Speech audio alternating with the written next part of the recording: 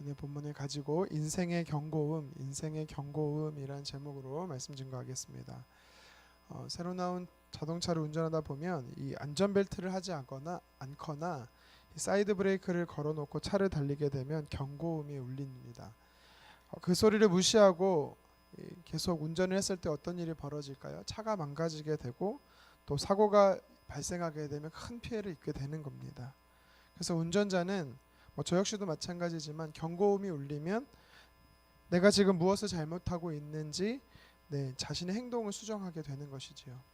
하나님께서는 우리 인생에게도 경고음을 들려주십니다. 사람이나 환경을 통해서, 때로는 환난과 고난을 통해서 다양한 방법으로 하나님께서는 우리에게 잘못된 길로 가지 말라고 수정하고 돌이키라는 의미로 경고음을 울리십니다.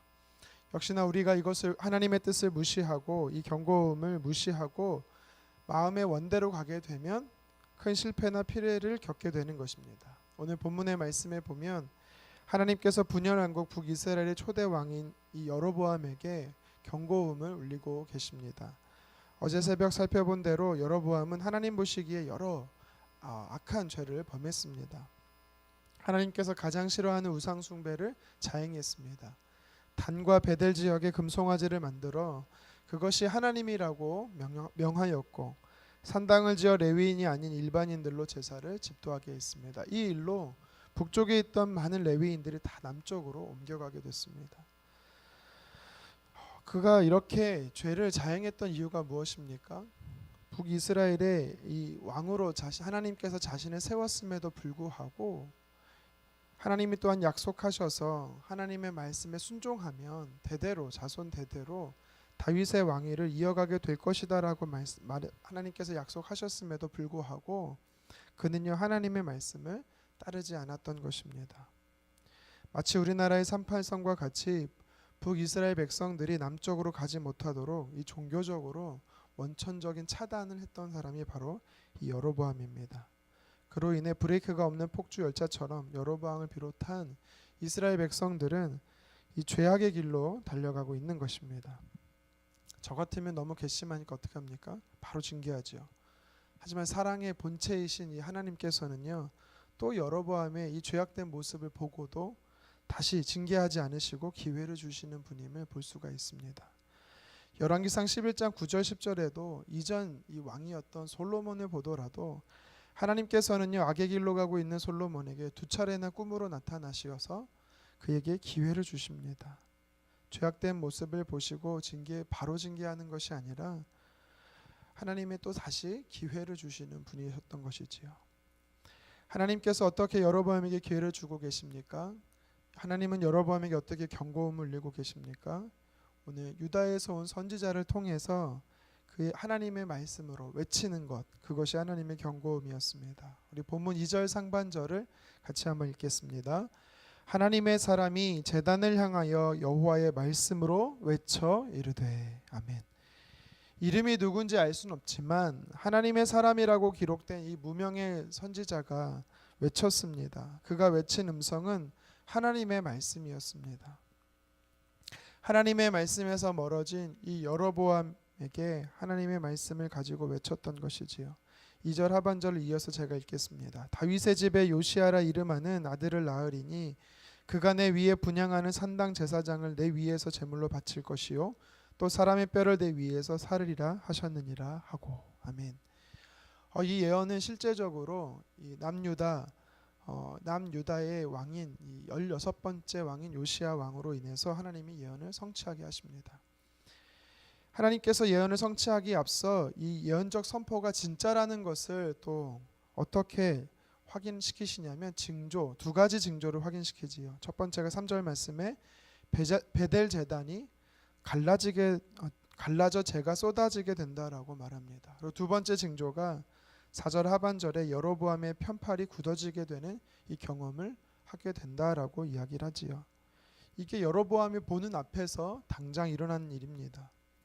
징조를 통해 나타난 여로보암에게 들려진 이 하나님의 경고음, 이 말씀이 우리에게 주는 영적 교훈이 무엇인지 한번 살펴보겠습니다. 첫 번째는 하나님의 말씀을 삶의 기준으로 삼아야 한다라는 겁니다. 하나님의 말씀이 저와 여러분들의 삶의 기준이 되기를 주님의 이름으로 축원합니다.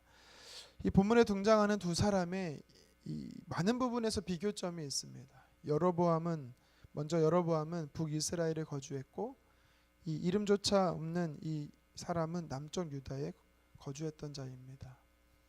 여로보암은 왕이었죠. 최고의 권력자였습니다. 반면에 이 한 선지자는요, 성경에서 이름조차 밝히지 않습니다. 성경에서 이름을 밝히지 않는 이유가 여러 가지 있겠지만 보통은요, 그 등장인물이 중요하지 않을 때는 이름을 밝히지 않습니다. 몰라도 된다라는 거죠. 그 정도로 오늘 이 선지자에 대해서 비중이 이름조차 나오지 않는다라는, 어떻게 보면 권력조차 있지 않은 사람임을 비교하고 있습니다. 또 하나의 비교점은 한 사람은 자신의 뜻대로, 한 사람은 하나님의 뜻대로 행하고 있습니다. 한 사람은 자신의 왕권 강화를 위해서 죄를 짓고 있는가 하면, 반면에 한 사람은 물을 마시거나 음식을 먹거나 심지어 왔던 길로조차 되돌아가지 않는 그 이유가 다 이 하나님의 뜻이었기 때문에 자신의 만족대로 한 것이 아니라 하나님의 뜻대로 행동하는 것을 봅니다. 이름도 모르는 한 사람이 가뜩이나 여로보암이 경계하고 있는 이 남유다에서부터 와서, 먼 길에서부터 와서 하나님의 뜻을 전한다라는 것은 참으로 위험한 일입니다. 딱 여로보암 왕의 노여움을 사기에 충분했기 때문이죠. 하지만 오늘 본문에 등장하는 이 하나님의 사람은 그런 것에 전혀 아랑곳하지 않고, 모든 위기의 어려움에 분명히 있었음을 그도 알고 있었지만 하나님의 뜻이었기 때문에 그는 이러한 어쩌면 무모한 행동을 하고 있는 것입니다. 오늘 성경은 그를 가리켜 하나님의 사람이라는 이 명사로, 보통 명사로 지칭하고 있습니다. 결국 성경이 하나님의 사람이라고 말하면서 이름을 밝히지 않고 있는 것은 저와 여러분에게 무엇을 말하는 거냐면, 성경에서 말하는 이 하나님의 사람, 다시 말해 저와 여러분은 하나님의 사람들은 말씀의 기준을 따라 살아가야 한다라는 것을 이야기하고 있는 것입니다. 성경에서요, 이 많은 하나님의 사람이 등장하지만 실질적으로 하나님의 사람이다라는 이 명사를 지칭했던 자들이 많지가 않습니다. 제가 대표적인 몇 사람을 찾아봤는데, 모세, 사무엘, 엘리야, 엘리사, 이런 사람들을 향해서 성경은요, 하나님의 사람이다라는 수식어를 붙였습니다. 그런데 공통점이 있지요. 무엇입니까? 모두 한결같이 하나님의 말씀의 기준으로 살았다라는 것입니다. 하나님의 사람은 하나님의 말씀에 의해 움직여야 되는 것입니다. 성경은 저와 여러분들을 향해서도 하나님의 사람이라고 부르고 계십니다.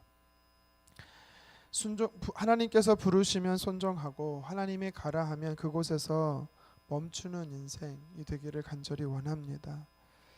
왜 하나님은 우리를 일컬어서 이렇게 하나님의 사람이라고 부르고 계십니까? 우리의 삶의 기준이 하나님의 말씀이 되어야 된다라는 것이지요. 우리의 행동의 틀과 방향이 하나님의 말씀이 되어야 하는 것입니다. 하나님의 말씀이 기준이 된다라는 것은 마치 철도 위를 달리는 기차와도 같습니다. 이 철로의 궤도를 따라 달려야만 우리는 빨리 달릴 수도 있는 것이지요. 안전하게 달릴 수도 있는 것입니다. 하지만 기차가 철로를 벗어나면 이탈하고 위험을 당하는 것처럼 하나님 말씀에서 우리가 멀어지게 되면, 탈선하게 되면 우리는요, 안전하지 않는 것이지요. 여호수아 1장 8절은 말합니다. 이 율법책을 내 입에서 떠나지 말게 하며 주의하려 그것을 묵상하여 그 안에 기록된 대로 다 지켜 행하라. 그리하면 내가 내 길이 평탄하게 될 것이며 내가 형통하리로다. 아멘. 평탄한 인생, 형통한 인생의 기준이 무엇이라고 말합니까? 바로 하나님의 말씀대로 행하는 것이라고 말합니다. 오늘 하루도 저와 여러분들이 하나님의 말씀의 기준으로 살아가기를 간절히 소망합니다. 계속해서 이 여로보암을 향해서 하나님께서 들려주신 이 경고음이, 이 메시지가 우리에게 주는 의미가 무엇인가요? 하나님의 말씀을 살 때 행복하다라는 것입니다. 다시 말하면 하나님 말씀에서 멀어지면 불행한 인생이 된다라는 것입니다. 하나님의 말씀에 대적하고 있는 여로보의 모습이 무엇인가요? 먼저는 하나님의 뜻에 따라 왕이 되었음에도 불구하고 그는요, 굉장한 두려움 가운데 살고 있습니다. 왕위를 분명히 하나님이 약속해 주셨습니다. 순종하면, 하나님 뜻의 다윗의 길을 따라 순종하면 왕위를 대대로 이어줄 것에 대해 약속을 받았습니다. 하지만 그는요, 우상 숭배 길을 따랐습니다. 두려움 때문이었죠. 말씀에서 멀어지면 이렇게 두려움과 불안함 가운데 살아가게 되는 것입니다. 또 본문 4절에 보면 여로보암은 하나님의 사람을 잡으려고 팔을 뻗었습니다. 하지만 다시 팔을 거둘 수 없는, 접을 수 없는 굳어진 상태가 되었습니다. 그의 편팔이 말랐다는 의미는요, 말씀에서 멀어진 사람은 말씀에서 반역하는 자들이 처하게 될 운명이 무엇인지 이 재앙을 상징적으로 보여주는 것입니다. 12지파 중 10지파의 북이스라엘의 왕이 됐습니다. 하나님이 주신 복이 참 많았습니다. 그것을 다 누릴 수도 있었습니다. 하지만 두려움과 하나님 안에 머물지 않았기 때문에, 말씀에서 멀어졌기 때문에 두려움과 또한 재앙을 입는 불행한 삶을 살게 되는 것을 우리는 말씀을 통해 보게 되는 것이죠. 성경에서 멀어지면, 말씀에서 멀어지면 여로보암처럼 불행한 인생을 사는 것입니다. 성경에 나오는 믿음의 사람의 공통적인 특징이 있지요. 말씀으로 반응한다라는 것입니다. 다윗은 회개할 자리에 회개했고, 아브라함은 떠나라 할 때 본토 친척 아비 집에서 떠났습니다. 이삭은 가뭄으로 인해서 애굽으로 내려가라고 했지만 하나님의 뜻에 따라 내려가지 않고 그랄이라는 곳에 정착했습니다. 믿음이 요구될 때 12년간 혈루병을 앓고 있던 여인은 믿음으로 그 믿음을 보였습니다. 예수님께 그 믿음을 보였습니다. 여호수아 역시 요단강을 믿음의 발걸음을 뛰었습니다. 그 결과가 무엇입니까? 믿음으로 살았던, 하나님의 말씀에 순종하며 살았던 자들의 반응은 하나님께서 복을 주신다라는 것입니다. 출애굽기 19장 5절은 말합니다. 세계가 다 내게 속하였나니 너희가 내 말을 잘 듣고 내 언약을 지키면 너희는 모든 민족 중에서 내 소유가 되겠고 너희가 내게 대하여 제사장 나라가 되며 거룩한 백성이 되리라. 아멘. 모든 세계가 내게 속했는데 이 모든 세계를 축복할 수 있는 권한을 너에게 주겠다라고 주님 말씀하고 있는 것입니다. 말씀에 순종하는 자, 말씀의 기준으로 삼는 자는 바로 행복한 삶, 복된 삶을 누리게 된다라는 것입니다. 말씀을 정리합니다. 하나님의 경고음이 들린다라는 것은 우리가 그만큼 말씀에서 멀어졌다라는 것입니다. 그렇다면 우리는 어떻게 반응해야 합니까? 경고음을 들었을 때 돌이켜야 하는 것입니다. 오늘 특별히 여로보암에게 들려진 이 하나님의 영적 경고음을 통해서 저와 여러분들은 나의 영적 상태가 어떤지 한번 점검해 봤으면 좋겠습니다. 경고음은 우리에게 유익한 것입니다. 영적인 안전벨트를 안 맸으면 매면 되는 것입니다. 그러나 영적 경고음을 무시한 채 우리가 달리게 되면 우리가 자유롭게 달리는 것 같지만 결국은 불행이고 패망이고 절명의 삶으로 내딛는 것입니다. 이 말씀을 기억하며 오늘도 하나님의 말씀을 나의 삶의 기준으로 삼고 또한 그 말씀을 기준으로 삶음으로 인하여 하나님의 주신 복, 행복을 누리시는 하루 되기를 주님의 이름으로 축원합니다. 아멘. 기도하겠습니다.